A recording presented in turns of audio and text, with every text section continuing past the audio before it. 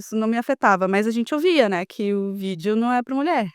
Eu queria muito ser cinegrafista, eu falei: não é para mulher. Câmera muito pesada, luz pesada, acho que não é para mulher". Eu ouvia isso muito na universidade, inclusive.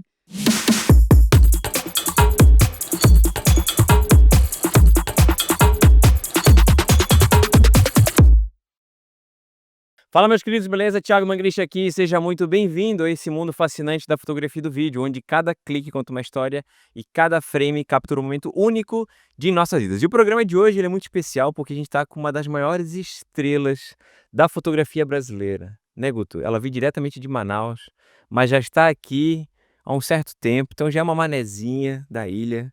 Gutão, o que mais que a gente fala dessa Com menina, essa certeza, Thiago. estrela? Ô, Tiagão, vou te falar, é um prazer ter uma manauara aqui no nosso podcast, né, a primeira manauara do Fotografia Exponencial. Então, cara, é uma realização, assim, da onde ela veio, que é o berço da nossa grande floresta do mundo, né, Tiagão? Exatamente. Ia falar, sabe quem? Com a Dani Procede demais. Dani, puxa, muito obrigado pela tua presença aqui. A gente fica muito feliz. Vindo lá diretamente de Manaus, já, brincadeira, ela não veio de Manaus só pro programa, né? Já é manezinha daqui. Já vim com antecedência É. para poder ver. Dani, muito obrigado, seja muito bem-vinda. Obrigada eu. E para quem não te conhece, como é que foi essa jornada iniciando lá em Manaus? O que que te influenciou na fotografia, no vídeo, enfim, para tu vir parar aqui em Florianópolis e não querer mais sair daqui?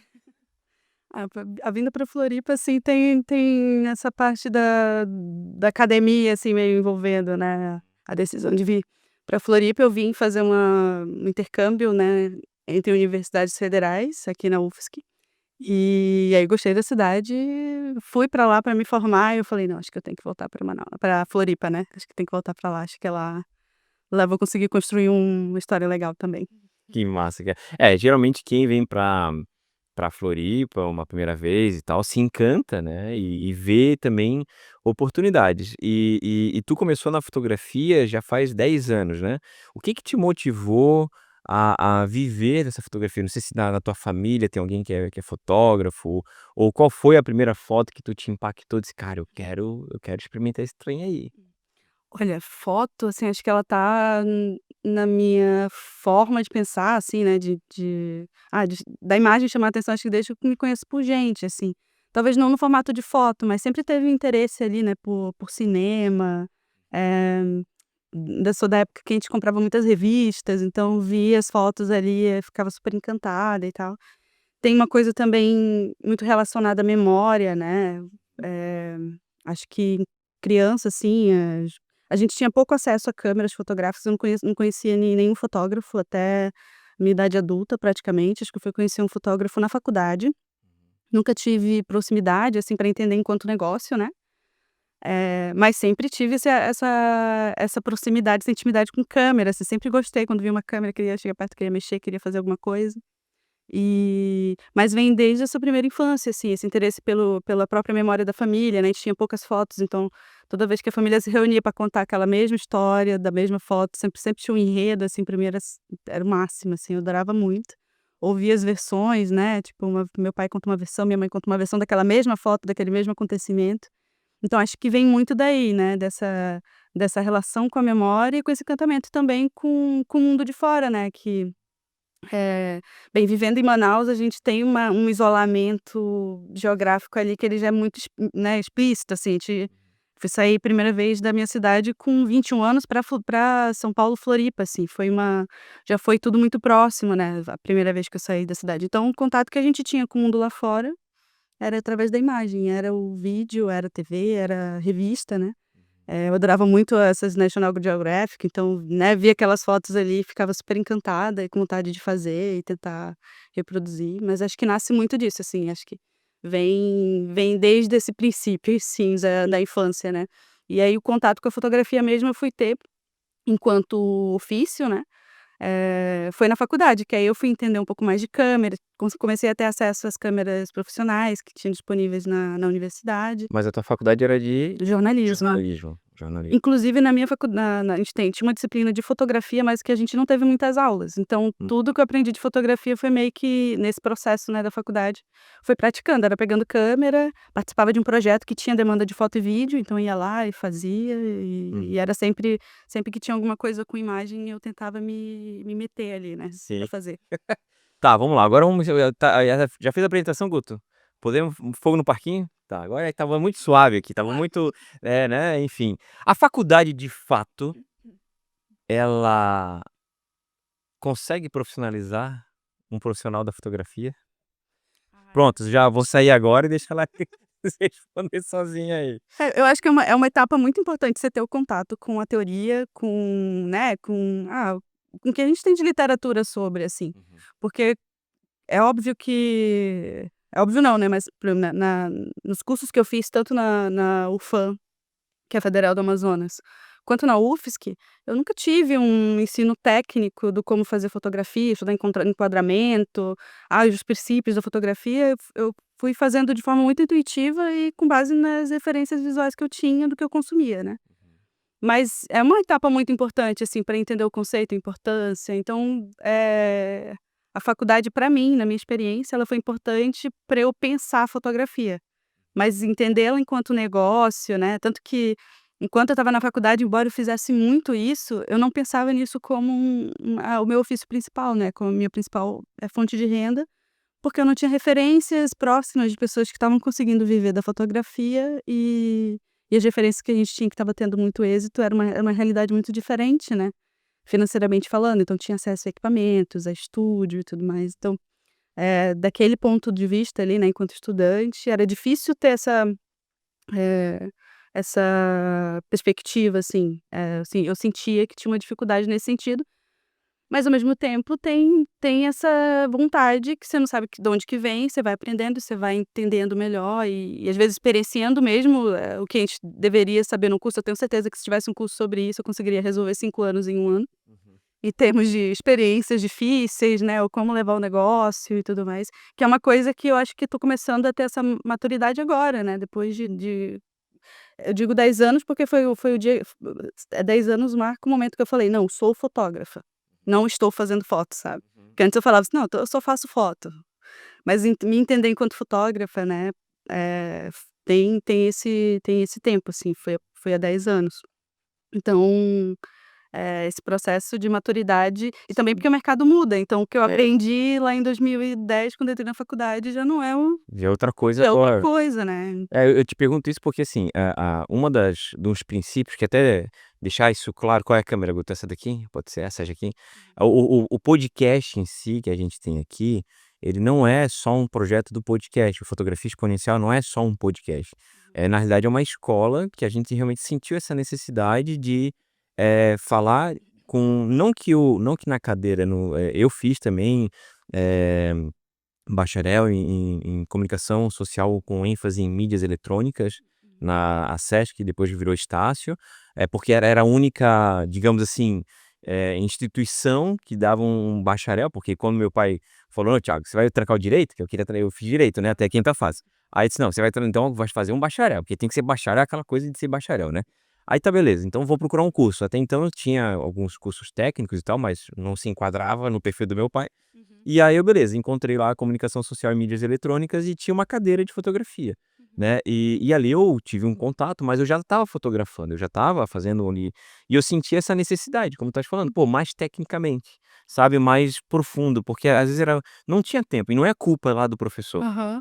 É porque a grade tinha outras coisas, tinha televisão, tinha, áudio, tinha rádio, depois tinha, o jornalismo, tinha os textos e tinha uma série de coisas que, cara, realmente é um tempo muito curto.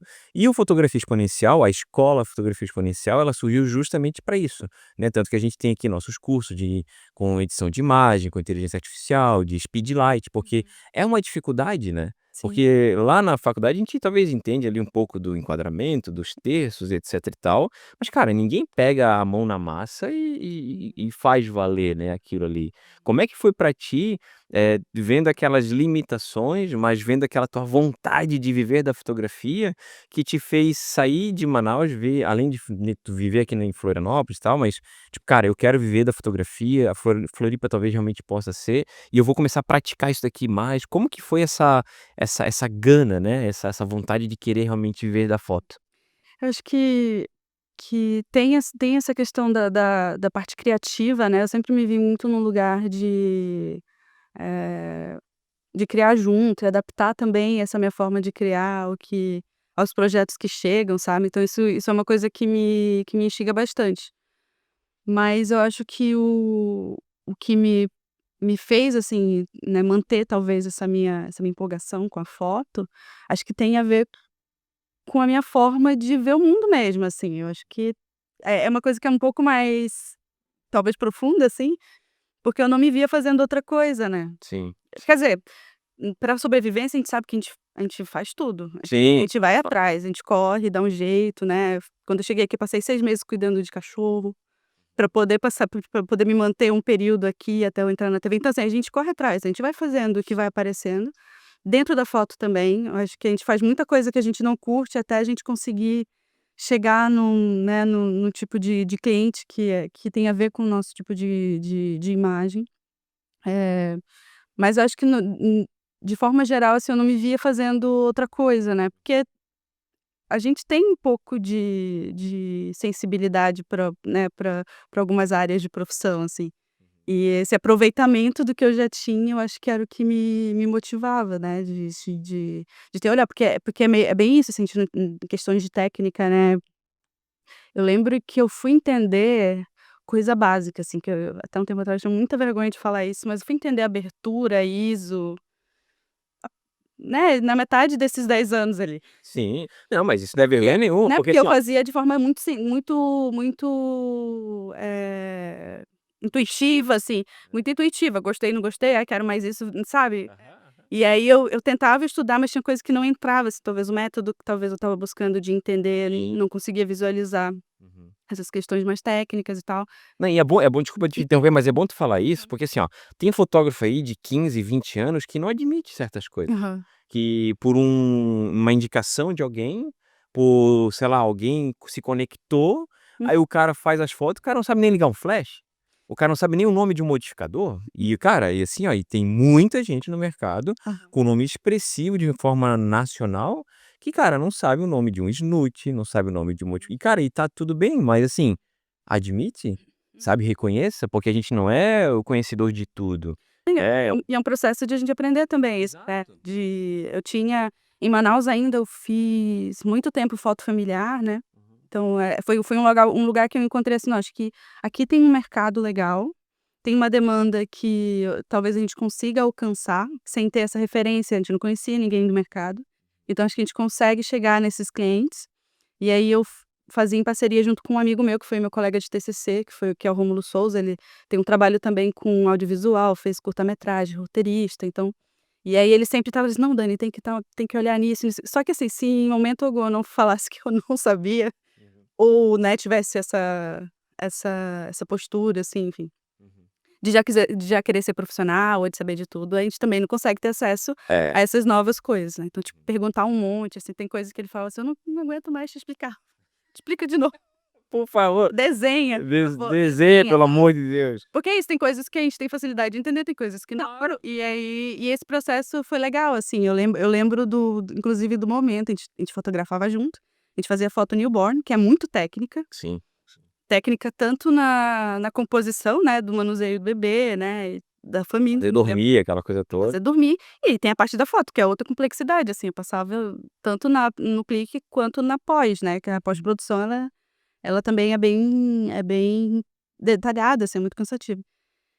E aí ele teve um momento que eu falei assim: "Ai, não preciso mais perguntar", tipo, já consegui resolver aqui, entendi o que que é. Então eu lembro desses saltos, assim, né, de eu entender essa parte mais técnica que realmente era como eu já comecei fazendo, daí a gente acaba perdendo o timing de entender a parte técnica. Mas é isso, assim, eu acho que acho que o grande barato desse processo, embora seja difícil, né, a gente não tem uma formação, às vezes, muito direcionada, essas trocas, né, são as trocas com os colegas, assim. Acho que hoje o meu trabalho, inclusive, eh, ele se consolida, assim, através dessa troca, tanto com cliente, com parceiros, com os fotógrafos amigos, com gente que vem para agregar É, o produções, assim. isso foi uma coisa que eu e o Guto, a gente percebeu, assim, no mercado, uma falta, porque existe, tem escolas aí no Brasil, tem coisas, né, e etcétera, mas, eu acho que cada um tem a sua maneira de se expressar, de falar, de passar justamente essa técnica. Então, o Fotografia Exponencial, a gente tem essa oportunidade de fazer essa troca, às vezes por meio do digital, de alguma forma, mas para que a pessoa também possa alcançar esse conhecimento mais rápido, Aham. mais eficaz, porque eu lembro que, bem, quando eu trabalhei com o Anderson Miranda, foi mais ou menos isso também que tu passou. Uhum. Eh, ele tinha lá uma vaga, e aí eu disse: "Cara, vou me inscrever nessa vaga, né, vou ver o que acontece". Ele: "Ah, tu trabalha com InDesign? Tu trabalha com Lightroom, com Photoshop? Tu trabalha com isso? Tu fala inglês, espanhol? Porque a gente vai atender". Eu disse: "Cara, faço tudo isso daí, mano". Você mal sabia falar português direito, entendeu? Aí, cara, cheguei lá no dia e disse: "Mano, ó", e aí eu fui aprovado, tal, "Ó, beleza, vamos começar contigo aqui e tal". Disse: "Ó, cara, deixa eu te falar uma verdade. Mano, eu não sei nada disso. Não conheço design, não sei falar inglês. Cara, eu mal uso o Photoshop, o Lightroom ainda até deu uma arranhada". Eu disse: "Mas, cara, eu tô estilo raw, tá ligado? Tô cru, o que tu for editar, eu já vou pegar o jeito". Mas é aquela coisa, às vezes a gente tem que passar essa imagem de profissional, né, pra pelo menos tentar, não que seja uma falsidade, mas assim, entender que eu sou profissional de tantos anos, de meses, e tá tudo bem, porque o meu 100% até aqui, cara, eu tô dando. Aham. Talvez eu não seja o 100% que você precisa, cara, tem o vizinho, tem o ciclano, tem o fulano, Sim. né, eu acho que a verdade ela precisa prevalecer no sentido assim: "Cara, olha, eu sei fazer isso daqui, Uhum. o que eu não sei, aí eu vou chamar um colega", e entender isso. Então, realmente o Fotografia Exponencial ele nasceu pra isso, pra poder ajudar a galera. E quando que tu, pegando esse gancho de fotógrafo, etc e tal, mas quando tu percebeu que só ser fotógrafa não era mais o suficiente? Uhum. Que aí veio o audiovisual, veio o vídeo, veio esse posicionamento que tu começou lá em Manaus com fotografia de família, newborn, Uhum. mas aí tu continua aqui ou aqui tu já mudou e já Acho foi que pro lá vídeo, como é que acho foi? que lá já tinha acho que foram todo fo começou tudo muito junto, né. Uhum. Na universidade eu participava de um projeto chamado que é um projeto do MEC, que é o Programa de Educação Tutorial, e cada curso tem esse projeto, né. E no projeto de comunicação, a gente mantinha um site Uhum. que tinha eventos, tinha séries, e a gente fazia documentário, fazia então, o contato ele veio, assim, desde essa época, né, de forma mais intensa, assim. E eu acho que eu fui levando junto, acho que não tanto que claro que profissionalmente, assim, em Manaus, por exemplo, enquanto eu estava lá, o meu trabalho era 80% foto, Uhum. porque era o que eu tinha um pouco mais né, um pouco mais evoluído, então já estava me desenvolvendo um pouco melhor. Mas eu sempre estava fazendo vídeo, assim. E o vídeo na minha carreira, assim, enquanto fotógrafa, ele entrou junto com a foto, porque, eh, quando eu oferecia foto para uma empresa ou para um cliente, eu oferecia o vídeo junto. Uhum. Então sempre tinha um material em vídeo ali, acoplado, sabe. Sim. Mas acho que foi bem junto, assim, não teve uma separação. Claro que de tempos em tempos você tem uma demanda um pouco maior de vídeo, né, por exemplo, hoje eu tenho uma demanda 50-50 de vídeo com foto, Hum. mas eu tenho uma demanda muito alta de edição, de pós-produção, Hum. né, E em vídeo ou em foto? vídeo, Em vídeo. em vídeo. Então, tipo, Uhum. eu edito pra uma TV em São Paulo, na INSC quando eu trabalhei pode falar a marca? Pode, fica à vontade. Quando eu trabalhei na TV aqui na INSC, eu iniciei como editora de imagem, depois passei pra produção, então a edição de vídeo ela acabou, tendo ali um espaço maior de tempo comigo, assim, Uhum. também. E nesses anos todo e nessas tuas vivências, qual que foi a maior mentira que tu ouviu sobre viver do audiovisual? Que todo mundo comenta, faz aquela novela mexicana, né, e não é bem assim. Ai, Agora agora mais você uma me pegou. cutucada, mais uma Muitas. cutucada. Uma só, Talvez uma tenha só. eh, ai, pra mim, assim, tinha umas coisas que a gente ouve, não que isso afete, né. Sim. Enquanto mulher no audiovisual, isso não me afetava, mas a gente ouvia, né, que o vídeo não é pra mulher. Eu queria muito ser cinegrafista, eu falei: "Não é pra mulher. Câmera muito pesada, luz pesada, acho que não é pra mulher". Eu ouvia isso muito na universidade, inclusive. Eh, e aí eu acho que essa foi uma das maiores mentiras derrubadas, inclusive, porque, Sim, sim, né, sim. tipo, hoje inclusive trabalho com muitas mulheres incríveis, assim, e isso nunca não é um impeditivo, a gente tá cansado de saber. Uhum, Mas acho que esse foi o mais forte também, porque podia ser um bloqueio, né. uhum. E como foi para algumas colegas, assim, que eu acabei conhecendo nesse período, de ser muito apaixonada por imagem e não ver naquilo ali né,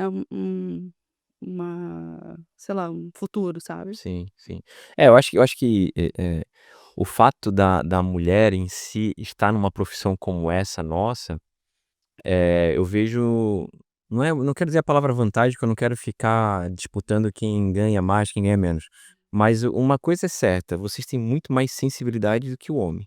A percepção de vocês, ela é muito mais refinada Uhum. do que o homem que é tipo: beleza, vai, já acabou, vamos embora, né". E vocês parece que buscam mais, não sei, eu tenho essa percepção de tipo, poxa, por mais mulheres no vídeo, Uhum. por mais mulheres na foto, sabe, eu acho que, ter esse refino, essa inspiração do olhar mais feminino, faz com que a gente, entenda algumas coisas que o homem às vezes não é meio, meio, né, porta fechada, já, né, essas coisas Aham. assim, né. Não sei como é que tu percebe o mercado quando, né, poxa, realmente dá pra ver que tem uma sensibilidade, dá pra ver que tem Uhum. um toque mais feminino, não que seja algo, muito escrachado, mas tu sabe que é diferente o olhar, tu sabe que tem um refino disso, né. E eu acho também que tem uma questão muito cultural, assim, né, porque eu conheço muitas colegas que são muito técnicas, são muito práticas e que geralmente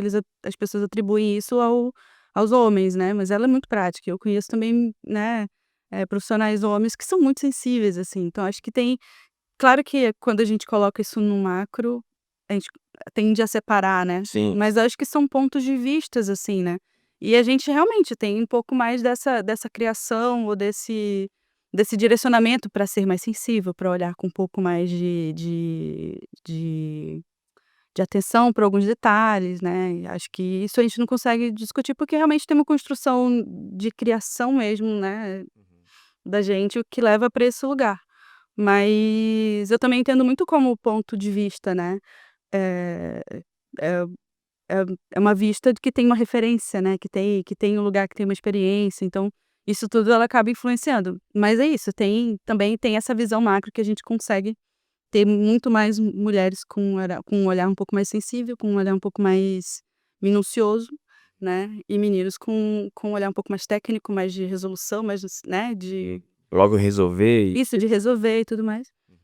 E aí a gente vai tentando encontrar um equilíbrio, assim, né, Sim. porque dentro do meu trabalho, por exemplo, enquanto videomaker, assim, eu preciso pensar em tudo. Uhum. Então eu preciso ter o olhar sensível e eu preciso também ter o olhar mais técnico e mais resolutivo, né. Uhum. Então a gente meio que vai puxando o melhor de cada um desses atributos, mas, a gente consegue ver isso de modo geral, que tu tá dizendo, né, Uhum. de E tu hoje tu tá focada mais nessa parte também de posicionamento de marca, né, que a gente meio que conversou aqui nos bastidores.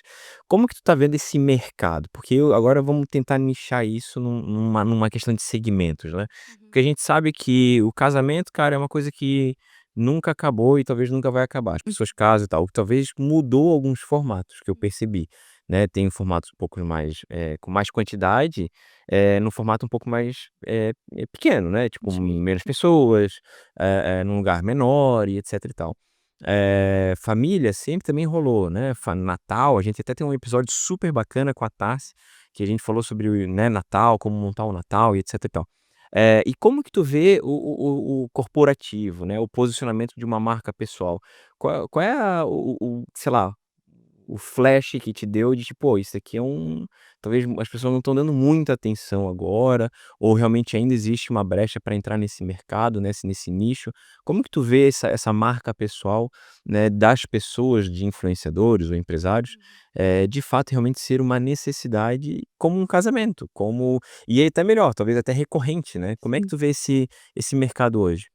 Eu acho que tem muito a ver também com a mudança de olhar de mercado, assim, né, as pessoas ou as marcas, as empresas, especialmente empresas que são mais, de porte médio, assim, né.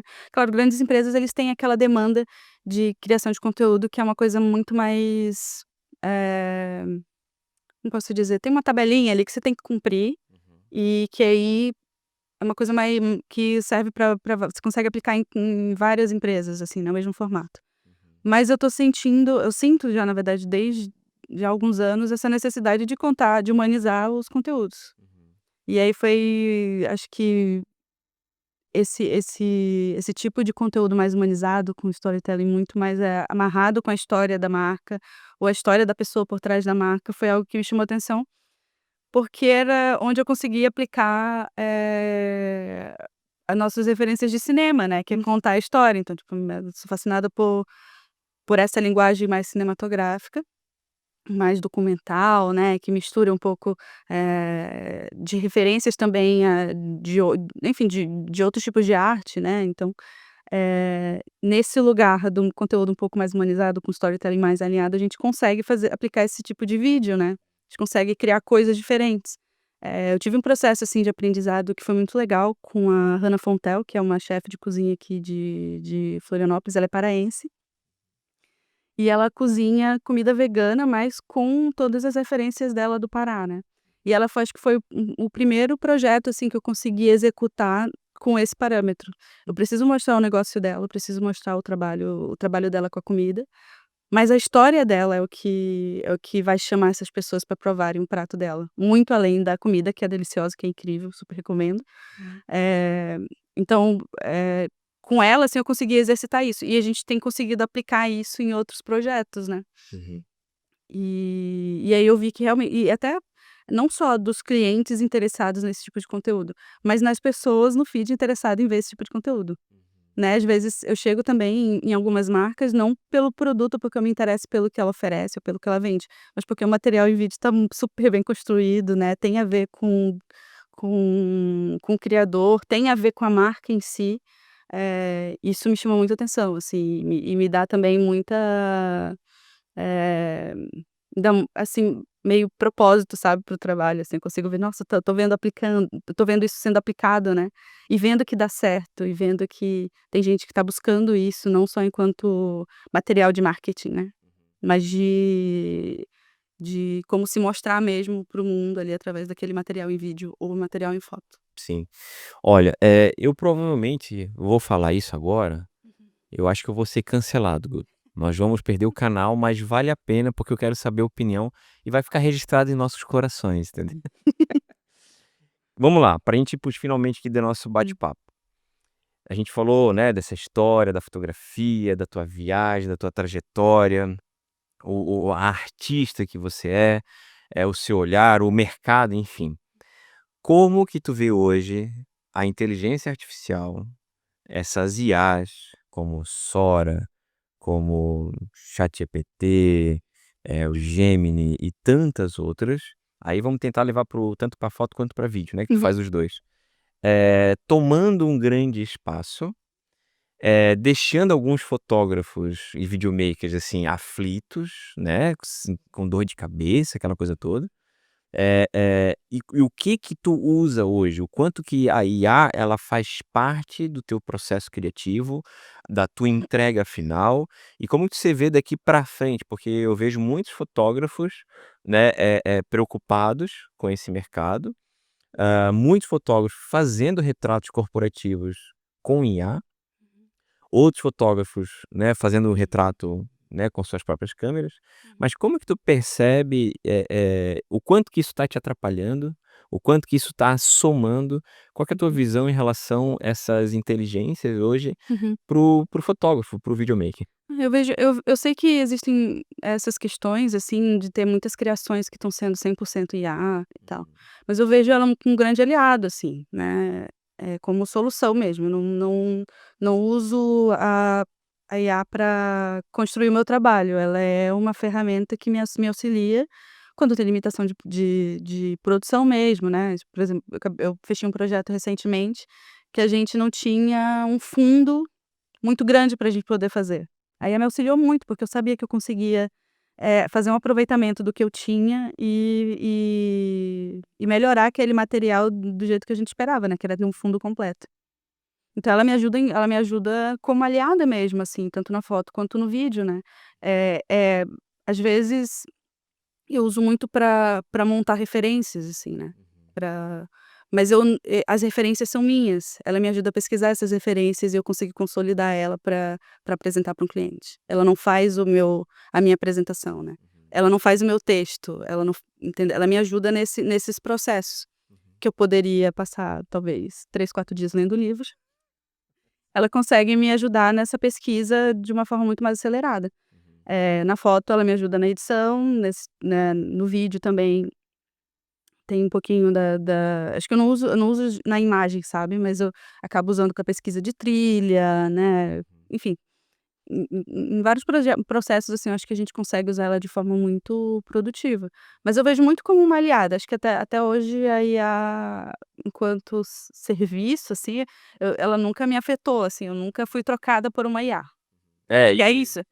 Meus clientes nunca me trocaram por ela, inclusive tem clientes que usam, mas que entendem a função dela e que, chama a gente para realizar, entendeu. sim, sim. Já cheguei com um cliente e falou: "Dani, eu queria um ensaio assim, ó, eu tentei gerar aqui pra gente ter uma ideia". A gente teve a ideia e a gente foi lá e fez melhor, claro. Sim. Sempre Legal. melhor, porque tem a ver com a marca, né, você consegue, você tá construindo, você tá criando, né, uma coisa que saiu da tua cabeça, uma máquina ela não vai entender. Mas construindo junto você consegue desenvolver um projeto que supera sempre, sabe. Acho que o humano sempre vai superar esses tipos de recursos e a IA ela é um conglomerado de informações, né, ela não cria na verdade, ela só sistematiza as informações ali, em imagem ou em texto ou em áudio. E eu encaro assim, até hoje não me afetou e me ajuda muito no processo de edição inclusive, né, na edição de foto e tal. Mas é isso, sempre como aliada, como ferramenta, né, como né, um auxílio para um recurso que às vezes a gente não tem na hora do set, não tem na hora da sessão de fotos, e ela vem para dar uma ajudinha ali para se conseguir fazer uma entrega legal, mas ela nunca substitui, nunca Sim. substitui. Qual que é a dica de ouro que você pode dar para quem tá nesse dilema da IA? "Meu Deus, vou morrer na praia, não vou conseguir lidar com isso", né. Qual que seria assim, ó: "Cara, vai por esse caminho aqui que vai dar tudo bem"? Cara, pra mim, acho que eu sugeriria o que eu fiz, assim, que foi tentar estudar cada uma delas, entender o que elas conseguem entregar e o potencial de cada uma, né, porque elas têm essas especificidades, né, cada uma entrega melhor uma coisa ou outra, e eu acho que entender como adaptar isso pro teu processo de trabalho, sabe. Eh, Porque acho que isso de a gente pensar muito no escuro sem entender muito bem a ferramenta dá muito pânico mesmo, né. Se a gente não sabe até que ponto essa ferramenta ela chega, a gente fica com medo mesmo de ser substituído. Mas quando você começa a entender o funcionamento delas e os recursos que a gente consegue trazer para o nosso trabalho, para dar mais fluidez, para dar um pouco mais de alívio também de carga de trabalho, né. Eh, Foto de recém-nascido eu já não faço muito hoje, mas eu lembro que às vezes eu ficava 2, 3 horas numa foto para finalizar. Aí eu fico pensando: "Nossa, hoje com esses recursos eu conseguiria terminar em meia hora, Sim. cada foto", sabe. Porque e também tem isso, né, ela às vezes, a IA ela te entrega um processamento de ferramenta, né. Eu lembro que para fazer, sei lá, ajustar o fundo da foto, eu fazia vários passos. Hoje a gente consegue fazer esses vários passos de forma automatizada, né, automática ali, a gente consegue clicar no botão. Claro que tem Sim. todo um passo antes, mas a gente consegue fazer isso de um jeito um pouco mais fluido e mais rápido, né, isso faz ganhar tempo. E na edição de foto principalmente, assim, eu sempre fiz de forma muito manual, né. Manual eu digo assim, que às vezes eu não ia na ferramenta que processava tudo, eu ia fazendo passo a passo, ajustava camada por camada, então era um pouco mais lento mesmo, mas eu conseguia enxergar todo o processo de edição. E entender esse passo a passo me faz também ter um pouquinho mais de domínio com a IA, porque eu sei exatamente o processo que ela vai fazer, né. Então exatamente não, mas a gente consegue direcionar melhor ali para o que a gente precisa. Sim. Ó, até a deixa aqui é justamente para um curso que a gente tem, justamente sobre isso, sobre IA, sobre, né, edição de imagem com a inteligência artificial, e uma das alunas que a gente já no Brasil a gente já tem mais de 150 alunos, que fazem parte da nossa escola, e a gente teve um feedback de uma aluna que ela falou assim: "Nossa, cara, com essas técnicas e com esse programa", porque também não adianta só ter o programa, tu falou muito bem, tem que estudar o programa, saber o que que ele faz e trazer isso pra tua realidade, porque às vezes o programa em si, ele é legal, ele é bacana, mas cara, tu não faz aquilo ali, tu não precisa daquilo ali, tu faz outra coisa, tu pode usar um Uhum. outro programa, Claro. uma outra plataforma. Mas dentro desse fluxo de trabalho de edição de imagem que a gente tem, que é um curso específico com todas as IAs, eu apresento o que que a gente faz e tal, teve um curso que era de edição de imagem e ela falou assim: "Poxa, agora eu consegui fazer um recorde. Antes eu levava tantas horas ou tantos dias para fazer um ensaio, Uhum. e com essas técnicas eu fiz 6 ensaios em um único dia, Uhum. e eu posso ter tempo com a minha família". E eu: "Obrigado, obrigado, obrigado", enfim. Então tem esses relatos de pessoas que estão entendendo que a IA ela realmente é um aliado, Uhum. né, ela vai fazer parte do nosso dia. A gente não consegue mais viver agora sem isso daí. Por uma pesquisa, pra montar um roteiro, Uhum. né, alguma referência, claro, você não pode ficar escravo daquilo ali, Claro. né, e achar que agora ela faz tudo sozinha, etcétera. Você usa como: "Cara, deixa eu agilizar esse processo aqui, Uhum. que é mais manual, é braçal, é repetitivo e tal, Uhum. e isso vai encurtar o meu tempo, Uhum. dando mais tempo para eu fazer outras coisas", Sim. né, e É enfim. um poupa-tempo mesmo, assim, Né, é um exato. poupa-tempo, assim. E isso da referência é legal, assim, porque eu fiz uma sessão de fotos recente com a Hannah, inclusive, que é essa chefe, a gente fez com toda a equipe dela ali, e aí a gente estava eles tinham umas referências, né, tinham apresentado algumas referências, mas aí eu queria misturar algumas ideias de luz e tal, tinha a ver também com o espaço em que ela cozinha, né, que é o porão, que é uma casa que tem vinho, que tem a comida dela, que tem tatuagem, que tem confeitaria, então assim, é meio que um coletivo, e aí eu tinha que traduzir aquilo tudo numa foto, né. Uhum. E aí eu já tinha visto alguns filmes, já tinha visto alguns livros, aí queria como é que eu vou construir uma cor, qual é o tipo de luz de tal artista, né, Uhum. então assim, eu já sei qual é. Sim. Eu já sei o que que eu quero, então você precisa ter essa referência para poder você conduzir melhor a IA, sabe. Sim, sim. E eu lembro que pra gente fazer cada sugestão, né, que eu fiz de direcionamento de foto, eu usei um pouco disso para justificar, eu meio que pedi uma ajuda ali para tentar resumir, para defender também a minha proposta, né. E apresentar as referências, então esse processo de uso, quando você já tem uma referência, quando você já lê, quando você assiste, quando você compartilha, quando você troca, quando você vê trabalho de outros colegas, isso que é o principal ali, né, ele realmente só faz você poupar tempo, lembrar de alguma coisa que você esqueceu, não Exatamente. sabe um nome ou não sabe um termo, claro, acho que dá pra dar o potencial da IA ela é muito maior, assim, né, pra foto, para o vídeo, mas nessas pequenas coisas você consegue ter uma otimização de tempo muito grande, assim. Dani, nosso papo tá bom demais, mas pra gente ir para o finalmente agora, o que que te inspira todos os dias? Ai, acho que tem uma inspiração maior, assim, né, que motiva o meu trabalho, que é viver bem, ter uma qualidade de vida, ter tempo, e para mim é uma satisfação enorme ter isso através da fotografia.